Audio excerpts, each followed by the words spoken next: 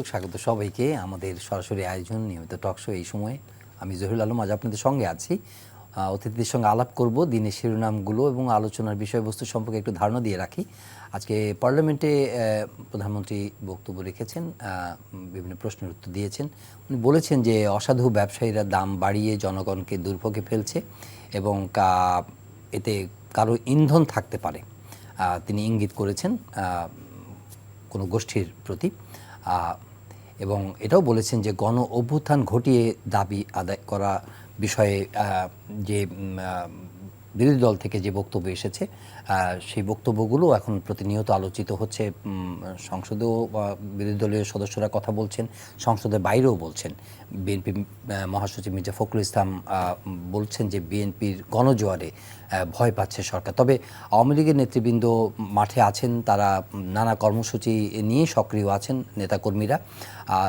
আওয়ামী লীগের সাধারণ সম্পাদক ওবায়দুল কাদের তিনিও প্রতিদিনই হুঁশিয়ারি দিচ্ছেন, আজকে সংসদেও বলেছেন, সংসদের বাইরেও বলছেন যে প্রতিদ্বন্দ্বিতা হবে, খেলা হবে, এই বিষয়গুলো আসছেন। তার অর্থ হচ্ছে যে মাঠ বিএনপির জন্য একা নয়, আওয়ামী লীগও মাঠে আছে এবং যে কোনো রকম পরিস্থিতি মোকাবেলা করার জন্য তারা প্রস্তুত আছেন।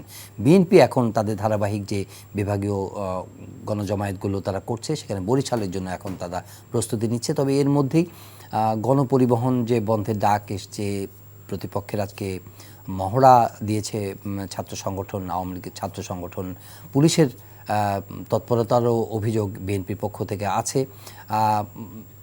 ক্রমশ রাজনীতি কনফ্রন্টেশনাল মনে হচ্ছে। অনেকেই বলছেন যে দুই দলের পাল্টাপাল্টি বক্তব্য বা কর্মসূচির মধ্যে সেগুলো আছে। এই বিষয় নিয়ে আজকে মূলত আলাপ করব। এমনি দিনের ঘটনাগুলোর মধ্যে ডেঙ্গু পরিস্থিতির কোনো উন্নতি নেই। আজকেও 4 জনের মৃত্যু ঘটেছে এবং প্রতিনিয়ত যে বার্তাটা, সবাইকে সতর্ক হওয়ার কথাই বলা হচ্ছে। 1000-এর উপরে হাসপাতালে ভর্তি হয়েছেন। আক্রান্ত জেলাগুলো প্রায় স্বাস্থ্যমন্ত্রী বলছেন যে সেখানে সবাইকে সতর্ক হবার জন্য তিনি প্রতিনিয়ত বার্তা দিচ্ছেন। আজকে সবচেয়ে বড় যে খবরটি দিনের, সেটি বাংলাদেশ অনেক আশা জাগিয়ে অনেক চেষ্টা করেও শেষ পর্যন্ত তারা তীরে তরি ভেড়াতে পারেনি, হেরে গেছে তারা। তো সেই কারণে সেমিফাইনালে খেলার আশাটি অনেকটাই ধূসর হয়েছে। তবে যেভাবে বাংলাদেশ খেলেছে, বিশেষ করে লিটন দাস যে ওপেনিং যে খেলেছেন, সেটি সবার নজর কেড়েছে এবং জয়ের প্রায় কাছাকাছি চলে গিয়েছিল বাংলাদেশ। আজকে দুজন অতিথি আছেন স্টুডিওতে, পরিচিত হব তাদের সঙ্গে। রয়েছেন ব্যারিস্টার রুমিন ফারহানা, সংসদ সদস্য বিএনপি, এবং সুভাষ সিংহ রায়, সম্পাদক বাংলা বিচিত্রা, রাজনৈতিক বিশ্লেষক। আমি একটা ভূমিকা নিয়েছি, কিন্তু মূলত আলাপ করব। একটু শুরু করি খেলার নিয়ে। আজকে অনেক আশাবাদ ছিল আসলে। সুভাষ সিংহ রায়। না, আমার তো খুব আশা জাগিয়েছিল। হ্যাঁ, এবং সত্যি আমি লিটন দাসের ব্যাটিং নৈপুণ্য একদম মুগ্ধ হয়েছি। আমাদের একটা দুর্ভাগ্য কি, আমরা অনেক সময় শুরু করতে পারি ভালো করে, কিন্তু সমাপ্তি ঘটাতে পারি না। তো এই ধারাবাহিকতার মধ্যেও আমরা আজকে লড়াই করে হেরেছি। এবং আমার ধারণা, একসময় তো বাংলাদেশ ক্রিকেট কন্ট্রোল বোর্ড ছিল, কন্ট্রোল শব্দটি ছিল, এখন তো বাংলাদেশ ক্রিকেট বোর্ড। এবং সেটার কার্যক্রমের ভিতরে বেশ কিছু ভাটা পড়েছে বলে ক্রীড়া বিশেষজ্ঞরা বলছেন। আমার ধারণা আমাদের নতুন সাকিব, নতুন লিটন, নতুন খেলোয়াড়দের অনুসন্ধানটা খুব প্রয়োজন। আপনি দেখেন যে ফুটবলের বিশেষ করে নারী খেলোয়াড়দের যে বিজয়ের ধারাবাহিকতা, এটা কারণটা হচ্ছে বঙ্গমাতা গোল্ড কাপ, এবং সারা বাংলাদেশে বিস্তৃত হয়েছে বলে আমাদের এই প্রমিলা ক্রিকেট দল, প্রমিলা ফুটবল দল, তারা খুব ভালো করতে পেরেছিল। আমি অনুশীলনটা খুব বেশি প্রয়োজন। আপনি একটু সংক্ষেপে যদি বলেন যে আসলে আরেকটু, অনেকে বলছেন যে হ্যাঁ ভালো খেলেছে, ট্রাই করেছে, ফাইট দিয়েছে, কিন্তু একটু রেসপন্সিবল ব্যাটিং করলে ভালো হতো, কারণ হিসাব করে যেহেতু ম্যাচটা গ্রিপেই ছিল। একটুর জন্য হেরে গেছি, এটা তো মানতে হবে। এবং এটাও সত্য, আমাদের ছেলেরা চেষ্টা করেছে, কিন্তু খেলা তো আমি দেখছি রাজনীতির মাঠে। এবং আজকে সংসদে আবারও ওবায়দুল কাদের সাহেব পয়েন্ট অফ অর্ডারে দাঁড়িয়ে বলেছেন খেলা হবে। তো আমিও পয়েন্ট অফ অর্ডার চেয়েছিলাম, দুর্ভাগ্য আমার, আমি পয়েন্ট অফ অর্ডার আজকে পাইনি। পেলে আমি কিছু জবাব দিতাম, এবং যে জবাবগুলো আমি আসলে সংসদে দিতাম সেটা আমি আপনার মাধ্যমে আজকে এখানেই দেই। কারণ সংসদে তো আর আমার সুযোগ হলো না। উনি বলছিলেন যে খেলা হবে গণতন্ত্রের পক্ষে, খেলা হবে দুর্নীতির বিপক্ষে। এই কথাগুলো যখন ওনারা বলেন তখন আমরা হাসবো না কাঁদবো আমরা বুঝি না। কারণ বাংলাদেশ থেকে গণতন্ত্র ঝেঁটিয়ে বিদায় করবার মূল কারিগর যখন এই কথা বলেন তখন আসলে কি উত্তর দেওয়ার আছে বা কি উত্তর হবে বুঝি না। তবে একটা কথা খুব পরিষ্কার যে খেলা হবে, খেলবো, দুটোই সত্য, কিন্তু মাঠটা তো সমতল হতে হবে, রেফারিকে হতে হবে নিরপেক্ষ, দুই দলে যারা প্লেয়ার আছেন তাদেরকে সমান সুযোগ দিতে হবে খেলবার, এবং এই খেলাটি হতে হবে স্বচ্ছ, খেলাটি হতে হবে পরিচ্ছন্ন, খেলাটি হতে হবে দেশের 17 কোটি মানুষকে সাক্ষী রেখে। এবং এই খেলার অংশ কিন্তু শুধু রাজনৈতিক দলগুলো এটা ভাবলে ভুল হবে। এই খেলার অংশ কিন্তু যারা ভোটার আছেন, যারা ভোট দেন, তারাও কিন্তু এই খেলার একটা বড় অংশ, এবং তারাই মূলত সবচেয়ে বড় স্টেক হোল্ডার। এবং আমাদের আপনি যদি একটু আমাকে বুঝান যে উনি যে খেলা হবে কথা বলছেন, আপনি কি বুঝছেন, কি ধরনের কি খেলার ইঙ্গিত হচ্ছে এটা? ওনারা খেলা বলতে যেটা বোঝেন সেটা ওনারা বুঝিয়ে দিয়েছেন। কারণ খেলা হবে এটা তো আজকে চতুর্থবারের মতন উচ্চারিত হচ্ছে।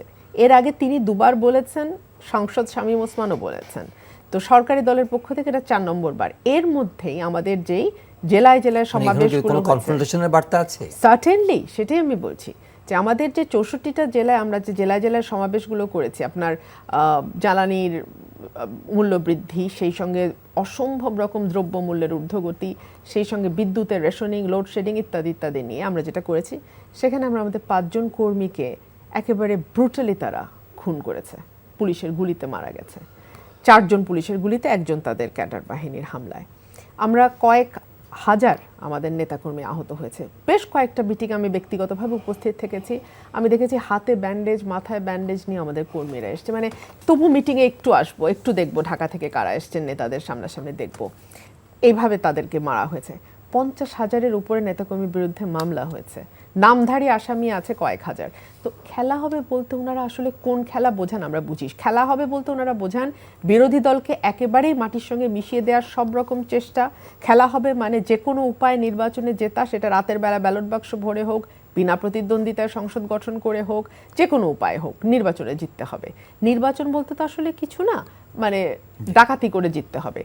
এই খেলার যদি উনি আবারও 24 সালে খেলতে চান, তাহলে আমরা পরিষ্কারভাবে জবাব দিতে চাই যে আমরা খেলবো গণতন্ত্রের পক্ষে, আমরা খেলবো মানুষের ভোটের অধিকারের পক্ষে, আমরা খেলবো সুশাসন, ন্যায় বিচার প্রতিষ্ঠার লক্ষ্যে, আমরা খেলবো দুর্নীতির বিরুদ্ধে, এবং আমরা খেলবো গুম, বিচার বহির্ভূত হত্যা, খুন ইত্যাদি ইত্যাদির বিরুদ্ধে। জনাব সুভাষ সিংহ রায়, খেলা হবে এটা আপনি কিভাবে ব্যাপারটি বুঝছেন? তবে আমি আবার প্রথম যে প্রশ্নটি আমার করেছিলেন বাংলাদেশের ক্রিকেট খেলা নিয়ে, তাহলে ওই খেলার জায়গাটা একটু আলোকপাত করি।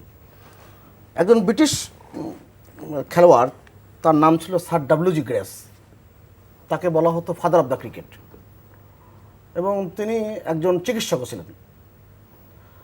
এবং এক খেলার সময় তিনি খুব আমোদ ফুর্তি করতেন, মানে খেলার মাঠেও করতেন, বাইরে করতেন, মানে প্রাণোচ্ছল একজন মানুষ ছিলেন। প্রথম দিন তিনি রান করেছেন 90। পরের দিন, ওই দিন রাত্রে সন্ধ্যার পরে ওই ক্রিকেটারদের যে প্যাভিলনে তিনি খুব মন মরা হয়ে আছেন। এক বন্ধু জিজ্ঞেস করছে, তুমি তো ভালোই রান করছো, তুমি তো সেঞ্চুরির দিকে চলে গেছো, আরও ভালো করবে, মন খারাপ কেন? বলে, আমার একটা রোগীর অবস্থা খুব খারাপ। পরের দিন তার টিম জিতেছে, সে সেঞ্চুরি করেছে, তখনও মন খারাপ। জিজ্ঞেস করছে যে আজকেও মন খারাপ কেন? গতকালকে তোমার রুগীর কি অবস্থা? বলছে, আমি রুগীকে বাঁচাতে পারিনি, বাচ্চাটাকেও বাঁচাতে পারিনি, শুধু বাবাকে ক্রিকেটের মাঠে এনেছিলাম। অর্থাৎ তার স্ত্রী সন্তান সম্ভব ছিল এবং তিনি মারা গিয়েছিলেন, তারপরও তিনি খেলার মাঠে এসেছেন। এই জন্যই তাকে ফাদার অফ ক্রিকেট বলা হতো। তা আমাদের এই নিষ্ঠার জায়গাটি, একাগ্রতার জায়গাটি, আমাদের অনেক কিছু ছেদ ঘটেছে। রাজনীতিতেও কিন্তু এই নিষ্ঠার জায়গাটার ব্যত্যয় ঘটেছে বাংলাদেশ।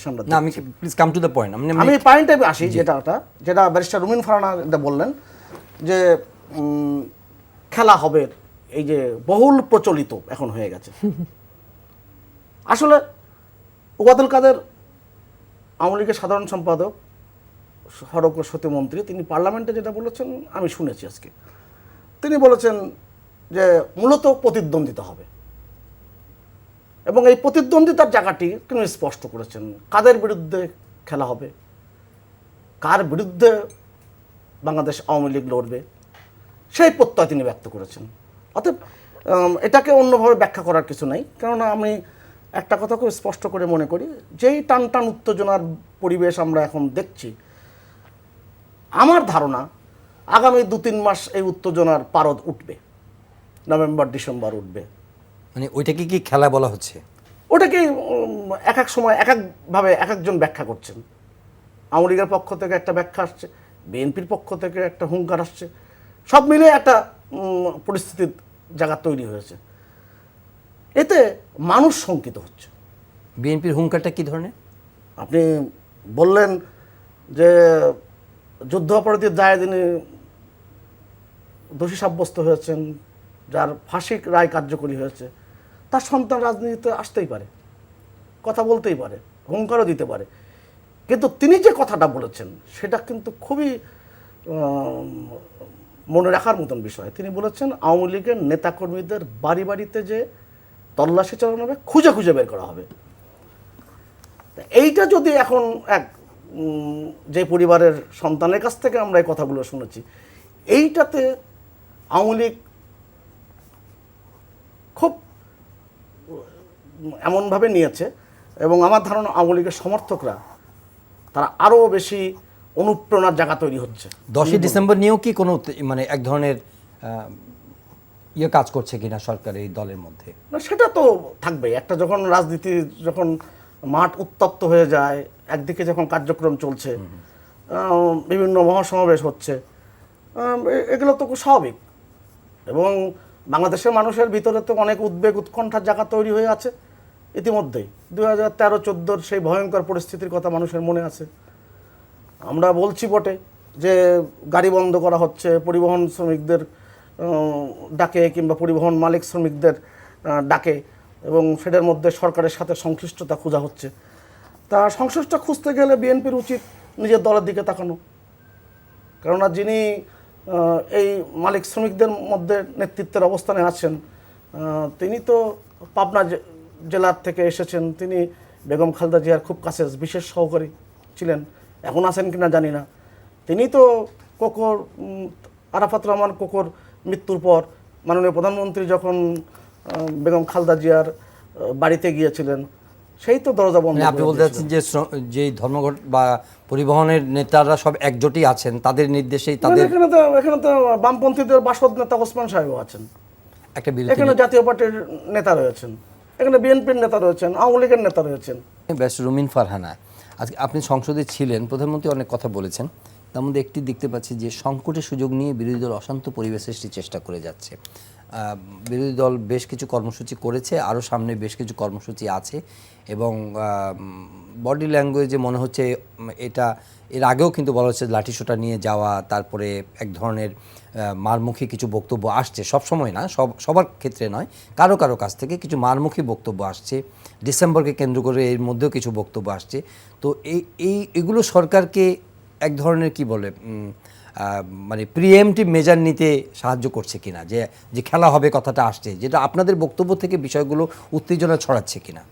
একদমই না, বিষয়টা একদমই সেরকম নয়। এই জন্য সেরকম নয় যে গত 15 বছর ধরে বিএনপিকে যতভাবে সম্ভব উস্কানিমূলক বক্তব্য দিয়ে বিএনপিকে তুচ্ছ তাচ্ছিল্য করা, বিএনপি আন্দোলন করতে পারে না, বিএনপির আন্দোলন লুঙ্গি পরে সামাল দেওয়া যায়, বিএনপিকে কি করে গর্তে ঢোকাতে হয় এটা আমাদের জানা আছে, বিএনপির কোমর ভাঙা দল, মাজা ভাঙা পার্টি, বিএনপি হচ্ছে বাংলাদেশ নালিশ পার্টি, নালিশ করা ছাড়া তারা আর কিছু করতে পারে না, আন্দোলন সংগ্রাম মাঠের রাজনীতি বিএনপি বোঝে না, বিএনপি এসি রুমে কনফারেন্স করে দিন কাটায়। বলেন তো আপনাদের টেলিভিশনে কত শতদিন আপনারা এই বক্তব্যগুলো প্রচার করেছেন, গণমাধ্যমে এসছে, আমরা তো দেখেছি। সুতরাং ধারাবাহিকভাবে বিএনপিকে উস্কানিমূলক কথা বলা হয়েছে, বিএনপিকে তুচ্ছ তাচ্ছিল্য করা হয়েছে, যাতা বলা হয়েছে। এখন তারা বলছে বিএনপি মারমুখী অবস্থায় গেছে, বিএনপি লাঠি হাতে সমাবেশে আসে। বিএনপি তো কোনোদিন লাঠি হাতে সমাবেশে যায় না, বিএনপি পতাকা নিয়ে সমাবেশে যায়। আপনাদের জাতীয় পতাকা চোখে পড়ে না, আপনারা মুক্তিযুদ্ধের চেতনা বিক্রি করে এতদিন ধরে চলছেন, আপনারা জাতীয় পতাকা দেখেন না, আপনারা লাঠিটা দেখেন, তাই না? আর যদি জাতীয় পতাকা কেউ নিয়ে যেতে চায় তাকে আপনি বাধা দিতে পারেন? স্বাধীন দেশে স্বাধীন নাগরিক সে তার জাতীয় পতাকা নেবে না?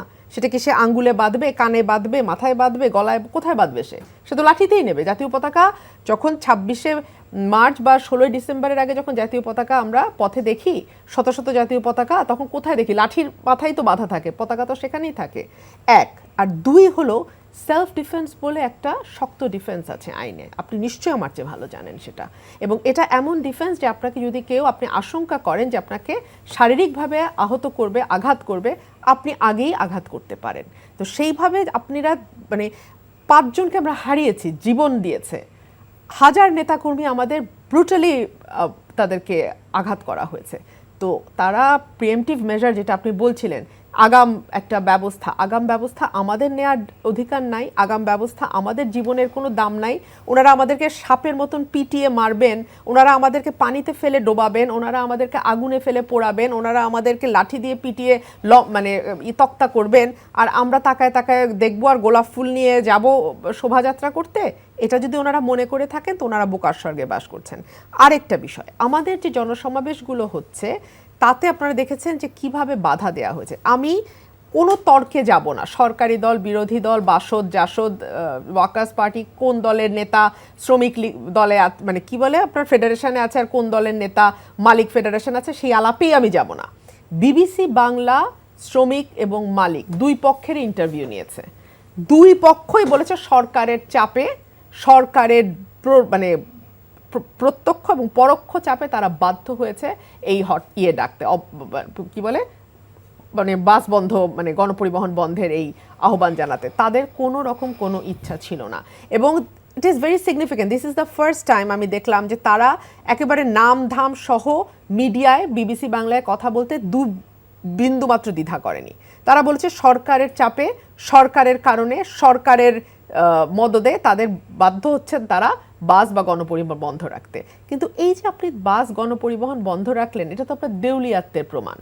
আপনি তো মানুষের আশা বন্ধ রাখতে পারেন না। মানুষ সাইকেলে এসছে, রিক্সায় এসছে, ভ্যানে এসছে, ইজি বাইকে এসছে, 3 হুইলারে এসছে, যে যেভাবে পেরেছে ভেঙে ভেঙে ভেঙে ভেঙে পথে এসছে। 2 দিন 3 দিন আগে রওনা হয়েছে, হেঁটে এসছে, 2 পায়ের উপর ভর করে এসছে, চিড়া মুড়ি সাথে শুকনো খাবার, একটু পানি, যে যা পেরেছে নিয়ে এসছে।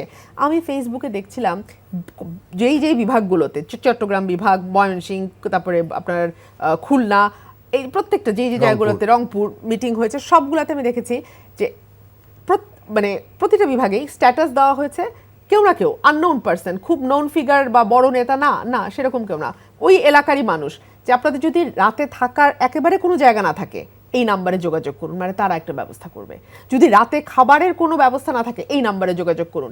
সাধারণ মানুষ এগিয়ে এসছে। আমার কাছে মনে হয় যে মুক্তিযুদ্ধের সময় যেমন আমরা যোদ্ধারা যেই বাসায় যেতেন সন্ধ্যাবেলা, সেখানেই তাদের খাবার রেডি করা হতো, যেখানে দুপুরে যেতেন সেখানেই খাবার রেডি, ঠিক সেরকম আমরা দেখেছি। একটা প্রশ্ন আমি করি, সেটা হচ্ছে যে সরকারের মানে প্রিভিয়াস এক্সপিরিয়েন্স অনুযায়ী যে দেখা গেল যে আপনারা কোনো সমাবেশ করতে গেলে বা কোনো কর্মসূচি করতে গেলে যেভাবে রিপ্রেসড বা যেভাবে রিপ্রেসিভ মেজার নেওয়া হতো, এখন যে সমাবেশগুলো করা হচ্ছে সেই তুলনায় সরকারের ভূমিকা এতটা অ্যাগ্রেসিভ নয়। সরকার সরাসরি আপনাদেরকে কোনো বাধাগ্রস্ত করতে চাইছেন না বা বাধাগ্রস্ত সরাসরি, তো এটা থেকে একটু সিগনিফাই করে কিনা যে সরকার আপনাদেরকে এই কাজগুলো করতে দিতে চাচ্ছেন, একটু স্পেস তৈরি করে দিতে চাচ্ছেন, যাতে করে একটা অ্যাটমসফিয়ার তৈরি হয় in the run up of the next election. আমার কাছে মনে হয় সরকার বাধ্য হচ্ছে। সরকারের উপর ইন্টারন্যাশনাল প্রেশার ট্রিমেন্ডাস, সরকারের উপর নজরদারি খুবই কড়া নজরদারি। কিছুদিন আগেই স্যাংশনের ইস্যুটা খুব জোরালো ছিল, আপনি দেখেছেন। এই সরকারের বিরুদ্ধে শুধু ভোট ডাকাতি নয়, এই সরকারের বিরুদ্ধে গুম, বিচার বহির্ভূত হত্যার জোরালো প্রমাণ আছে বলে স্যাংশন দেয়া হয়েছে এই সরকারের সময় বাহিনীর উপরে এবং কর্মকর্তাদের উপরে। এই সরকার গণতন্ত্র সম্মেলনে দাওয়াত পায়নি। এই সরকারের উপরে আগামী নির্বাচনকে ঘিরে সবার যে নজর আছে এটা এই সরকারও জানে, দৃষ্টি আছে এই সরকারও জানে। সেই কারণে সরকার বাধ্য হচ্ছে। কিন্তু তারপরেও আপনি যেটা বলছেন ভেরি রাইটলি, যে প্রত্যক্ষভাবে কোনো বাধা দিচ্ছে না, কিন্তু আপনি দেখেন একই জায়গায় তারাও সমাবেশ ডাকছে, 144 ধারা জারি হচ্ছে। অথবা তারা এই যে বরিশালে আমি দেখলাম যে ছাত্রলীগ বিরাট মহড়া দিয়েছে, তারপরে হোটেলে হোটেলে তল্লাশি হচ্ছে, 2 দিন আগে থেকে কারা রুম বুকিং দিয়েছে, কারা ভাড়া নিয়েছে, এগুলো করছে তারা। আমার ভাই বলছিলেন যে আওয়ামী লীগের নেতাকর্মীদের তালিকা করা হবে, বাড়ি বাড়ি গিয়ে তল্লাশি করা হবে, তালিকা করা হবে বলে একজন নেতার সন্তান বলেছেন। আরে এখনো তো বিএনপি ক্ষমতাই নাই, বিএনপি তো এখনো ক্ষমতাতেই নাই। কবে তালিকা করা হবে, কবে বাড়ি বাড়ি তল্লাশি করা হবে? এখন যে বর্তমান সরকার যিনি আছেন, যেই সরকার আছে, তারা তো থানায় থানায় ওসিদেরকে অর্ডার দিয়েছে এলাকায় যে লোকালি যারা বিএনপি করে তাদের তালিকা করো, যারা বিএনপিকে পৃষ্ঠপোষকতা করে তাদের তালিকা দাও। তো এই তালিকার সংস্কৃতি তো তারা চালু করেছে, আমরা না। জি, জনাব সুভাষ সিংহ রায়। ধন্যবাদ আপনাকে। সরকার কি পলিটিক্যালি মোকাবেলা করতে চাইছে অ্যাপারেন্টলি? আমার মনে হয় যে তারাও কর্মসূচি দিচ্ছে, তারাও সমাবেশের ডাক দিচ্ছে, তারাও মিটিং করছে, এবং অ্যাপারেন্টলি মনে হচ্ছে যে বিরোধী দল তাদের যে সমাবেশগুলো ডাকছে সেগুলোকে করতে দিচ্ছে, কিন্তু অন্যভাবে ভিন্ন প্রক্রিয়াতে ভিন্ন আঙ্গিকে তাদেরকে বাধাগ্রস্ত করার চেষ্টা করছে। অন্যভাবে কি বিষয়টা কি সেটা উনি ব্যাখ্যা আমাদের মিছিল মিটিং করার অভিজ্ঞতা তো আছে, এবং বিরোধী দলের রাজনীতির সমাবেশ আওয়ামী লীগ কতটা করতে পারত, তার সক্ষমতা কী ছিল, আওয়ামী লীগ তো তার ৭৪ বছরের ইতিহাসে বারবার দেখিয়েছে। আপনি 2001 থেকে 2006 এর তো প্রায় গোটা সময়টা জুড়েই তো নির্যাতন নিপীড়ন চলেছে। সে কথাও তো ব্যারিস্টার রুমিন ফারহানার হয়তো মনে নাই, কিন্তু আমাদের সামনে তো আছে, আপনারও মনে থাকবার কথা একজন সাংবাদিক হিসেবে। আপনি দেখেছেন ঢাকা ঘেরাও কর্মসূচিতে যেদিন হয়েছিল আওয়ামী লীগের পক্ষ থেকে, সেই ঘেরাও কর্মসূচির পরদিন প্রথম আলো এবং ডেইলি স্টার সম্পাদকীয় লিখেছিল একই প্রায় ভাষা। বলা হয়েছিল, এক পত্রিকায় বলছিল 10,000 কর্মীকে গ্রেপ্তার করা হয়েছে, আর এক পত্রিকায় বলেছিল 11,000 কর্মী গ্রেপ্তার করা হয়েছে। অর্থাৎ এই রাজনীতির দৃশ্যপটগুলো আমাদের চেনা জানা, কিন্তু এই যে একটু আগে ব্যারিস্টার রুমিন ফারহানা বলল আগুনে পুড়িয়ে মারবেন, তা আগুনে পুড়ে মারার ইতিহাস কাদের আছে? হুঙ্কার দেওয়ার ইতিহাস কাদের আছে? যিনি বাংলাদেশের 3বার প্রধানমন্ত্রী ছিলেন, বেগম খালেদা জিয়া, তিনি তো ছাত্র দলের সমাবেশে মতিঝিল শাপলা চত্বরে হুঙ্কার দিয়েছিলেন যে বিরোধী দল আওয়ামী লীগকে শায়েস্তা করবার জন্য ছাত্র দলই যথেষ্ট। এটা তো আমরা দেখেছি। অতএব রাজনীতি যে কথাগুলো এখন বলা হচ্ছে, সেই আমি যদি আলোচনা করতে যাই অনেকগুলো বেশি আসবে। এই যে যেই দিনটাই পড়লাম এখন 3রা নভেম্বর, আজ থেকে 47 বছর আগে জেলখানায় 4 নেতাকে হত্যা করা হলো, যে নেতারা বাংলাদেশের মুক্তিযুদ্ধের নেতৃত্ব দিয়েছেন বঙ্গবন্ধুর অবর্তমানে তার পথ ধরে। সেই 4 জনকে জেলখানা যখন হত্যা করা হলো, তার পরবর্তীতে কি দেখলাম আমরা? 5 নভেম্বর সেই ব্রিগেডিয়ার খালেদ মোশাররফের চাপে হোক, খন্দকার মোস্তাক তো স্বাক্ষর করেছিল বিচার বিভাগীয় তদন্ত কমিটি, বিচারপতি হাসানুদ্দিন চৌধুরী, বিচারপতি সৈয়দ মোহাম্মদ হোসেন, বিচারপতি কে এম সোবহানকে দিয়ে। 7 নভেম্বর ক্ষমতায় আসলো কারা? কে আসলেন? যে রহমান সব ক্ষমতা এসে 9 নভেম্বর এই তদন্ত কমিটি বাতিল করে দিলেন। আপনি বলবেন আমি পুরনো কথা বলছি, বাস্তবতা তো সেখানেই। এই ক্ষতর জায়গার থেকে আমরা কি ফিরে আসতে পেরেছি আমরা? তারপরে তো 21 আগস্ট 2004 সাল তো একটা ভয়ঙ্কর ঘটনা। অতএব রাজনীতিতে যে সুরাজনীতির জায়গা, সেই রাজনীতির জায়গা তো আমরা তৈরি করতে পারিনি, সেটা তো বিএনপিকে ভাবতে হবে। আর বিএনপি যদি শুধু মনে করে যে শুধুমাত্র হুঙ্কার দিয়ে, আর যে পতাকার কথা বললেন, পতাকা নিয়ে 71 মুক্তিযুদ্ধের সময় 7ই মার্চের তার আগে যে ভাষণের সময় তখনও জাতীয় পতাকা নিয়ে যাওয়া হয়েছিল। কোথায় আপনি বাঁশের মাথায় জাতীয় পতাকা দেখেছেন? বাঁশের মাথায় কেউ জাতীয় পতাকা নেয়নি।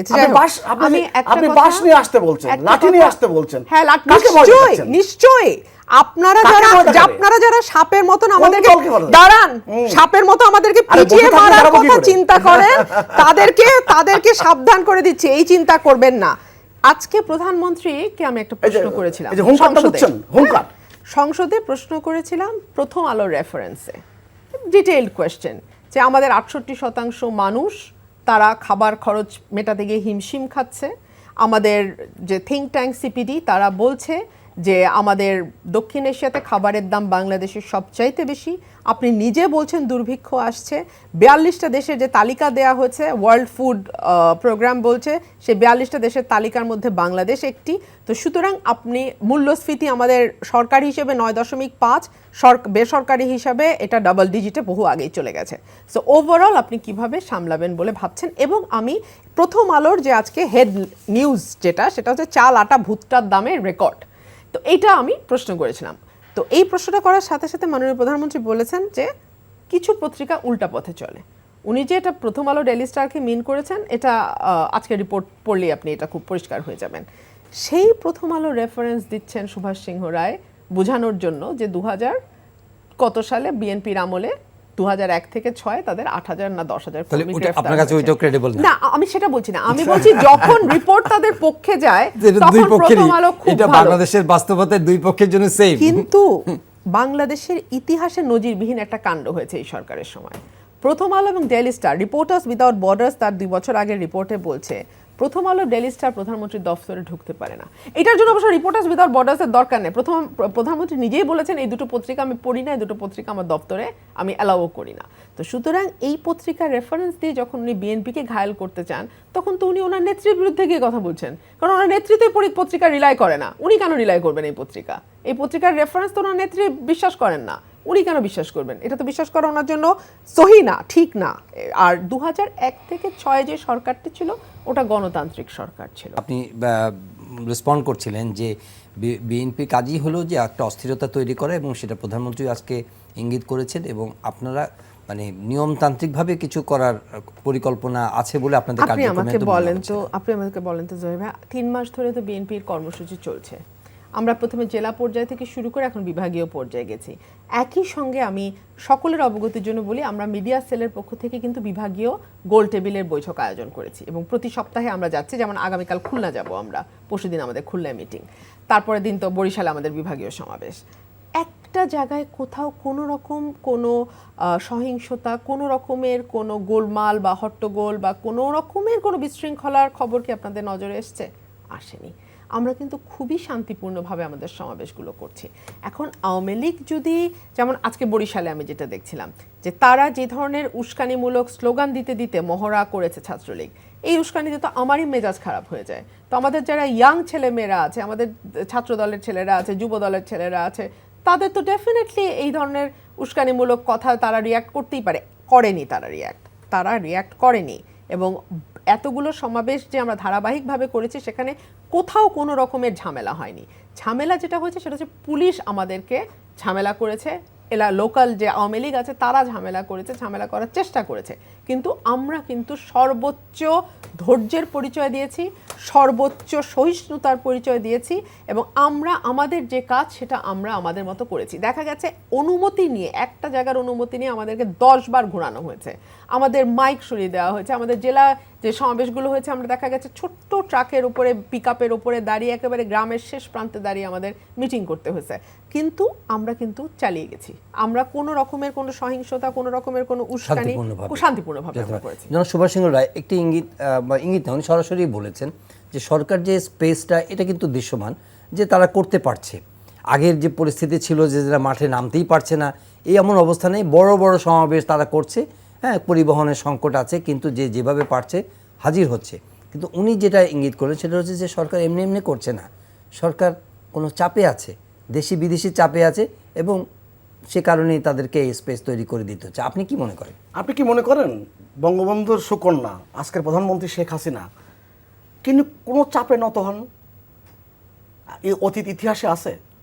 আপনি জানেন যে পররাষ্ট্র মন্ত্রণালয়ের যে বর্ধিত যে ভবন, নতুন ভবন, সেই ভবন উদ্বোধনী অনুষ্ঠানে তিনি কি বলেছিলেন? তিনি বলেছেন আপনি বিশেষ করে আন্তর্জাতিক মহলের প্রতি দৃষ্টি আকর্ষণ করে বলেছেন, জাতিসংঘ যে বলে এসছেন, যেটা আজকে পার্লামেন্টে তিনি উল্লেখ করেছেন, বলেছেন আপনি রাশিয়ার শিক্ষা দিতে চান, খুব ভালো কথা, কিন্তু আপনি স্যাংশন দিয়ে সারা পৃথিবীর মানুষকে আপনি ভুক্তভোগী করেছেন। অতএব একমাত্র তিনি সরকার প্রধান, রাষ্ট্রপ্রধান, তিনি এই কথাটি বলতে পারেন, কারণ তিনি বঙ্গবন্ধুর কন্যা। তিনি বারবার বলেন যে আমি বাংলাদেশের মানুষকে চিনি, বাংলাদেশের মানুষ আমাকে। সরকারের কিছু অ্যাপারেটাসের উপরে স্যাংশন আছে, এই কারণে হয়তো উনি ক্ষুব্ধ।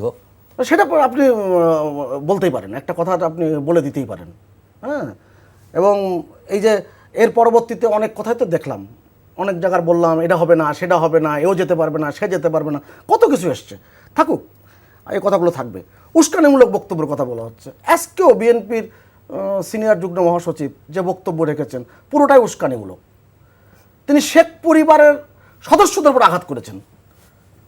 তার মানে এই 3রা নভেম্বরের আগেই আবার 47 বছরের সেই ইতিহাসকে স্মরণ করিয়ে দেন।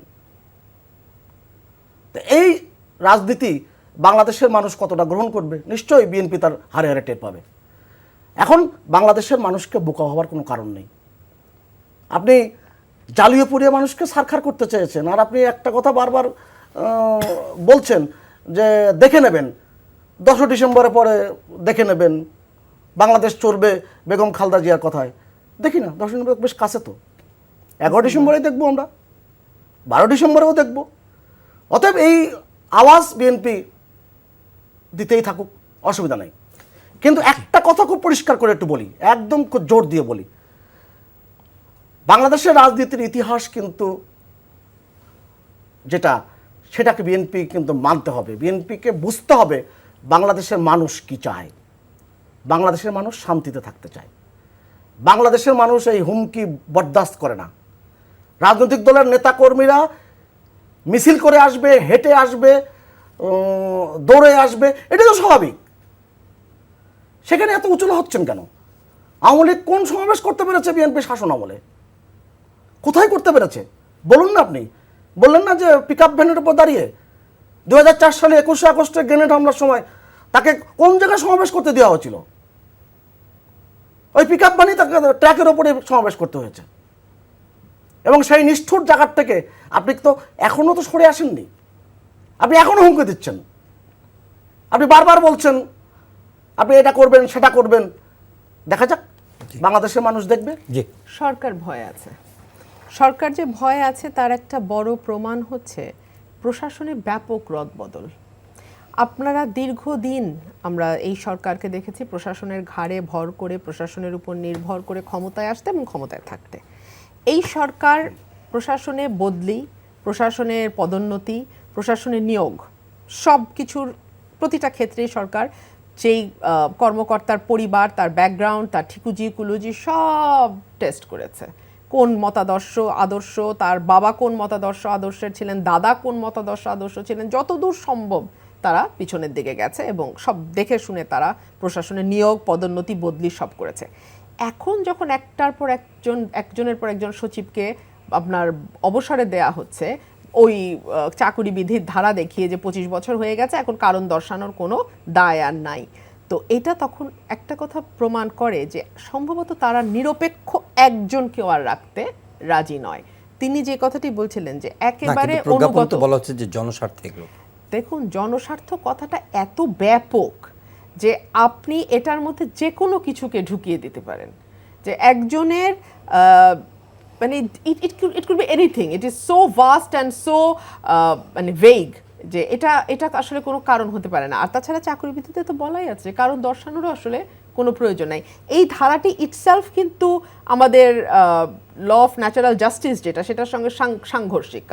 কারণ দর্শানো ব্যতি রেখে আপনি আসলে কাউকে কারো বিরুদ্ধে কোনো এটা রেলেভেন্ট না। কিন্তু আপনি তো একজন আইনজীবী, আপনি আইনজীবী, আপনারা যখন ক্ষমতায় আসবেন যে এটা সাংঘর্ষিক এই ধরনের আইনগুলো আপনারা বদল করবেন, সেটা তো করবেন না। আমরা করব কি করব না জানি না, তবে এটা সাংঘর্ষিক। এটা আমি একেবারে নির্দ্বিধায় বলতে পারি। আমরা ক্ষমতা আসলে যদি না করে থাকি তখন যে সেটা সামঞ্জস্যপূর্ণ হবে তা কিন্তু নয়, এটা সাংঘর্ষিক।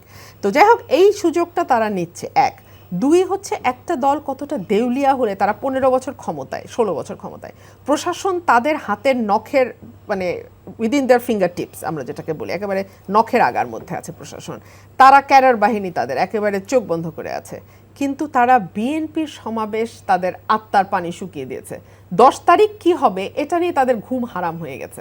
তারা এখন বিএনপির লোক সমাগম দেখে তারা কল্পনাও করে নাই যে এই অবস্থা হয়ে দাঁড়াবে। এবং এই অবস্থাটা হয়েছে এ কারণে জহির ভাই, যে এটা আমি মনে করি যে শুধু বিএনপির কর্মীরা না, সাধারণ মানুষ, হাজারে হাজার সাধারণ মানুষ যোগ দিচ্ছে।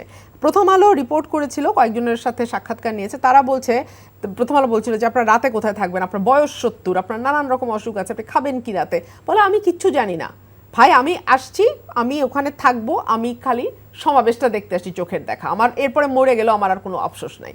তো মানুষ এখন মরিয়া, মানুষের আবেগের ওই জায়গাটা আপনার দেখতে হবে। আপনি লোক ভাড়া করে কিছু এনে চেয়ারে বসায়া বিরিয়ানির প্যাকেট দিয়ে রাখবেন সেই লোক, আর যারা পেটে পাথর বেঁধে মাইলের পর মাইল পায়ে হেঁটে এসে সমাবেশ যোগ দেওয়ার জন্য এসে বসে রয়েছে সারা রাত, সেই মানুষ, দুটার মধ্যে তো আকাশ পাতাল পার্থক্য। আপনি এই যে বিভিন্ন শিরোনাম নিয়ে কথা বলছিলেন না, আমরা তো শিরোনামগুলো দেখেছি। পদ্মা সেতুর নিয়ে যখন বাংলাদেশ লড়াই করছে, মাননীয় প্রধানমন্ত্রী যখন লড়াই করছেন, তখন তো এই শিরোনামগুলো এই সমস্ত জ্ঞানীগুণী ব্যক্তিরা এবং এই সমস্ত গবেষণা প্রতিষ্ঠান অনেক কথা বলেছিলেন। এবং আমি উদ্ধৃতি দিয়ে বলতে পারি কে কী বলেছিলেন, আমার মুখস্থ আছে। বলেছিলেন যে এখানে দুর্নীতিতে সরকারের উচ্চ মহল জড়িত। তা এখন এই কথাগুলো বলতে গেলে কেন, এই পত্রিকায় তো শিরোনাম হয়েছিল বাংলাদেশ ব্যাংকের সোনা হয়ে গেল মাটি, এবং দেখবেন ভিতরে প্রতিবেদনে সেই কথার কোনো উল্লেখ নাই।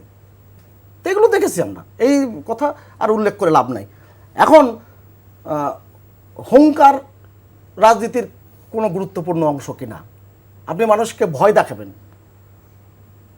সেটা রাজনীতির গুরুত্বপূর্ণ অংশ কিনা, আপনি সেটাতে সফল কাম হতে পারবেন কিনা, সেই ক্যাপাসিটি আপনার আছে কিনা, এটা কিন্তু বিবেচনা করতে হবে। কারণ বিএনপি বাংলাদেশের মানুষকে ভয় দেখাচ্ছে। বাংলাদেশের মানুষ কিন্তু এখন আর ভয় পায় না। মাননীয় প্রধানমন্ত্রী বলেছেন, আমি এই সমস্ত নিয়ে চিন্তা ভাবনা করে দেশের রাজনীতি করি না, দেশ পরিচালনা করি না। আমি শেষ করি, কিন্তু খুব স্পষ্ট করে সবসময় বলেন যে, আমি আবারও উল্লেখ করি, এর আগেও উল্লেখ করেছিলাম এই অনুষ্ঠানের ভিতরেই, যে আমি বাংলাদেশের মানুষকে চিনি, বাংলাদেশের মানুষ কি চায় সেটা আমি জানি, আমি কি চাই বাংলাদেশের মানুষ জানে। অতএব ওই সমস্ত তত্ত্ব কথা শুনে তিনি কিন্তু দেশ পরিচালনা করেন না। তিনি গৃহহীনদের গৃহদান, লাখো লাখো গৃহ তিনি মানুষকে দিয়েছেন। এবং এই যে মানবিক কথাগুলো যে ব্যারিস্টার রুমিন ফারহানা বলছেন, আপনার কি মনে আছে হাসমত আলীর সেই গল্পটি, গফরগাঁয়ের রমিজা বিবি, তিনি তার স্বামীর কাছ থেকে পেয়েছিলেন দলিলটি, কার জন্যে? শেখ হাসিনার জন্যে। এরকম অসংখ্য মানবিক গল্প কিন্তু আছে, সেগুলো তো অবশ্যই আছে। একটা ছোট উদাহরণ আমি দিচ্ছি, আপনাকে দিচ্ছি। আপনি কটা সমাবেশ করেছেন বাংলাদেশের রাজনীতিতে? আপনি তো রাজনীতির প্রেক্ষাপটে এগোননি, রাজনীতির পথে এগোননি। আপনি এটা বলছেন ফরেন মিনিস্ট্রিতে, আপনি যে বদলি পদোন্নতির কথা বলছেন, 2001 সালে 1 অক্টোবরে ক্ষমতায় আসার দিনই, আপনি যেদিনকে ক্ষমতার ফলাফল ঘোষিত হয়েছে সেদিনকে আপনি বঙ্গবন্ধুর শেখ মুজিব মেডিকেল বিশ্ববিদ্যালয়ের প্রিজন সেলে, যিনি বঙ্গবন্ধুর জেলখানার হত্যাকাণ্ডের আসামি ছিল, তাকে আপনি বের করে পররাষ্ট্র মন্ত্রণালয়ের ডিজি বানিয়েছেন। তারপরে তাকে আপনি রাষ্ট্রদূত বানিয়েছেন। এগুলো তো ইতিহাস। রাজনীতির কতগুলো কথা বারবারই বলা হয়, ওই ঘটনাগুলো কিন্তু বাংলাদেশের মানুষের সামনে আছে। 3রা নভেম্বর, আজকে 3রা নভেম্বর, 75, 21শে আগস্ট, এগুলো চলে আসছে। এই ক্ষতগুলো রাখার কারণেই আমাদের politics increasingly divisive, increasingly confrontational. একদম। আমি এগুলোর উত্তর বহু বছর ধরে আমাকে দিতে হচ্ছে, কারণ টকশো টেবিলে ওনাদের 15ই আগস্ট আর 21শে আগস্টের বাইরে বলবার কিছু থাকে না। যেহেতু বলবার কিছু থাকে না, বর্তমান প্রেক্ষাপট, আমি আপনার ব্যাপারে কথা বলিনি আপনার সময়, বর্তমান প্রেক্ষাপট নিয়ে যেহেতু ওনাদের কিছু বলার থাকে না, অতীত ওনাদের একমাত্র অবলম্বন। তা আমি আজকে আর সেই উত্তরে যাব না। এই উত্তর শুনতে শুনতে আমাদের দর্শক অস্থির হয়ে গেছে। একই উত্তর, একই কথা। একটা ছোট্ট গল্প বলি। এক ভিক্ষুক তার ক্ষত কিছুতেই সারতে দেয় না, ক্ষত একটু সেরে উঠলে সে আবার খুঁচিয়ে ওটাকে আরো গভীর করে, খুঁচিয়ে গভীর করে। তো এক লোক বলছে যে, তুমি এটা চিকিৎসা তো করাওই না, প্রাকৃতিকভাবে যখন ছেড়ে ওঠে তখন তুমি আবার এটাকে খুঁচিয়ে গভীর করো। বলে, আরে এটা দেখিয়েই তো আমি এতদিন চলছি, এটা না দেখলে তো আমি ভিক্ষাই পেতাম না। তো ওনাদের হয়েছে সেই অবস্থা। এই যে ক্ষতগুলো ওনারা রাজনৈতিক মাঠে বিক্রি করেই যাচ্ছেন, করেই যাচ্ছেন, করেই যাচ্ছেন। একটা তো শেষ হতে হবে। মানে কখনো আপনার উপরে আঘাত এসেছিল, আমি তর্কের ঊর্ধ্বে উঠে মানে যে কোনো ইয়েতে বলছি যে আপনাদের উপরে একসময় আঘাত এসেছিল বলে আপনারা মানুষকে ভোট দিতে দেবেন না, আপনারা মানুষকে গুম করবেন, আপনারা মানুষকে হত্যা করবেন, আপনারা বিরোধী দলকে নিশ্চিহ্ন করবেন, আপনারা কোনো রকম সাংবিধানিক গণতান্ত্রিক অধিকার বিরোধী দলকে বা ভিন্ন মতের মানুষকে আপনারা ভোগ করতে দেবেন না, আপনারা বাক স্বাধীনতা বিশ্বাস করবেন না, আপনারা গণমাধ্যমের স্বাধীনতা বিশ্বাস করবেন না, আপনারা বিচার বিভাগকে ধ্বংস করবেন, আপনারা রাষ্ট্রের প্রত্যেকটা প্রতিষ্ঠানকে ধ্বংস করে দলীয়করণ করবেন, আপনারা নির্বাহী বিভাগ, বিচার বিভাগ, আইন বিভাগকে এক করে ফেলবেন, এক ব্যক্তির হাতে নেবেন, আপনারা রাষ্ট্রের কাঠামোকে ভেঙে চুরমার করে দেবেন। সেটা তো হতে পারে না। এক সময় আপনাদের উপরে টর্চার হয়েছিল, একদিন, এক ঘন্টা, মানে এক সময়, এক সালে, এক কালে। তার মানে এই না যে আপনি দেশটাকে নিয়ে নয়-ছয় করবেন, যাতা করবেন এবং দেশের মানুষকে আপনারা একেবারে খাদের কিনারায় নিয়ে ধাক্কা দিয়ে নিচে ফেলে দেবেন। সেটা তো হতে পারে না। আর 75-এর 15ই আগস্টের কুশীলব কারা, তারা তো আজকে তাদের সঙ্গে সংসদে বসে রয়েছে, যারা প্রতি বছর শেখ সেলিম বলেন যে জাসদ এটার প্রেক্ষাপট রচনাকারী, সেই জাসদ তো আজকে তাদের সঙ্গে, এবং এই সময় সেই সময় যারা ক্যাবিনেটে ছিল, মোশতাকের ক্যাবিনেটে সব তাদের লোকজন ছিল। তো আর আপনার 21শে আগস্টের বিচার তো তারা করতেছে। তো একটা জিনিস তো আপনার পাস্ট অ্যান্ড ক্লোজ চ্যাপ্টার বলে একটা কথা আছে ভাই, তাই না? আপনারা 15ই আগস্টের বিচারও করছেন, আপনারা 21শে আগস্টের বিচারও করছেন, এটা ডান, এটা পাস্ট অ্যান্ড ক্লোজ চ্যাপ্টার। এখন আপনারা এটাকে ব্যবহার করে, এটাকে পুঁজি করে আপনারা ওই ক্ষত দেখিয়ে আপনারা দেশের মানুষকে একেবারে শেষ করে দেবেন, জিম্মি করে রাখবেন, সেটা হতে পারে না। বাংলাদেশের মানুষ কিন্তু জানে, আমরা যখন কথা বলি তখন বাংলাদেশের মানুষ দেখে, শোনে, বোঝে যে কোনটা ঠিক কোনটা বেঠিক। বাংলাদেশের রাজনীতিতে যে ক্ষতের জায়গা তৈরি করেছে, বিশেষ করে বিএনপি, বঙ্গবন্ধু জিয়াউর রহমানের নেতৃত্বে গুমের কথা বলছেন, পুরো দেশটাই তো গুম করে দিয়েছিলেন। আপনি পুরো শাসনামলটা চালিয়েছেন রাত্রেবেলা কারফিউ দিয়ে। আপনি কোন পরিস্থিতিতে বাংলাদেশের রাজনীতি করেছেন? বেগম খালেদা জিয়া 2001 থেকে 2006 ছিলেন, তার শাসনামলে রাস্তায় কৃষককে হত্যা করেছেন। তার শাসনামলে আরেক শাসনামলে আপনি বিদ্যুতের দাবিতে রাস্তায় নেমেছিল মানুষ, তখন আপনি গুলি করে হত্যা করেছেন। আপনি কি ঢাকা শহরে দেখেননি মানুষ বিএনপির উপরে কি ক্ষুব্ধ হয়েছিল? আপনি সেই দৌড় সালাউদ্দিনের কথা তো ভালো করেই জানেন, এখনও ছবিগুলো ভাসে। অতএব বিএনপিকে স্মরণ করতে হবে যে তার কৃতকর্মের প্রায়শ্চিত্ত, এগুলো তার মাথায় রাখতে হবে, কারণ বাংলাদেশের মানুষ কিন্তু ভুলবে না। এবং বাংলাদেশের মানুষকে ভোলানোর জন্য যত কিছুই করেন না কেন, যত হুঙ্কারি দেন না কেন, বাংলাদেশের মানুষ কিন্তু সেটা ভুলবে না, ভুলতে পারে না। পারে না বলেই রাজনীতিতে অতীতের ঘটনাগুলো কিন্তু আসবেই। আপনি যদি অতীতকে ভুলে দিতে চান, আপনার নিজেকে অস্তিত্ব ভুলে দিতে চান, আপনি কি একাত্মকে ভুলে দিতে চান, আপনি মুক্তিযুদ্ধকে ভুলে দিতে চান, আমরা নেক্সট টাইম পলাশি দিয়ে শুরু করব, কোনো অসুবিধা নাই। করেন। শুধু একটা কথা দিয়ে শেষ করি, মানুষের ক্ষুব্ধতা কোন পর্যায়ে গেছে যে আজকে একজন জাস্টিস, আমি তার নাম বলবো না, তার উপরে হামলা হয়েছে।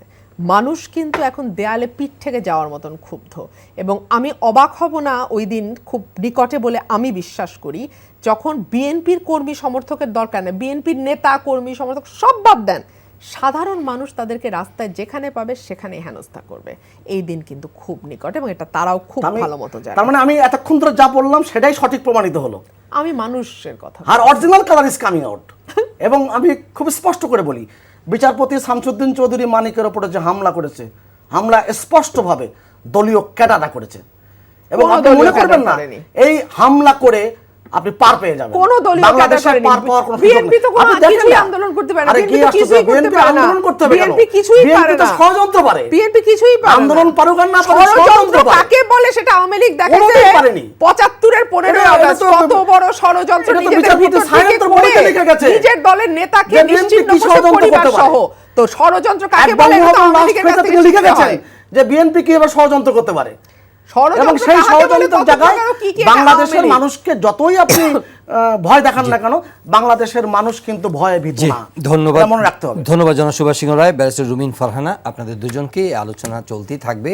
প্রিয় দর্শক, আজকে শেষ করছি। নিশ্চয়ই অতীত আশ্রয়ী রাজনীতি আলোচনা বা প্রেক্ষাপট বা প্রসঙ্গ সবসময় এটা উঠে আসবে, এবং এটা এড়ানোর কোনো উপায় নেই। কিন্তু আমরা আগামীর দিকে তাকিয়ে আছি, আগামীর রাজনীতি, আগামীর দিন, আগামীর বাংলাদেশ, সেখানে আমাদের বড় দলগুলো কী ধরনের ভূমিকা পালন করে, মানুষের জন্য কী বার্তা বয়ে আনে, সেটাই আসলে মূল দেখার।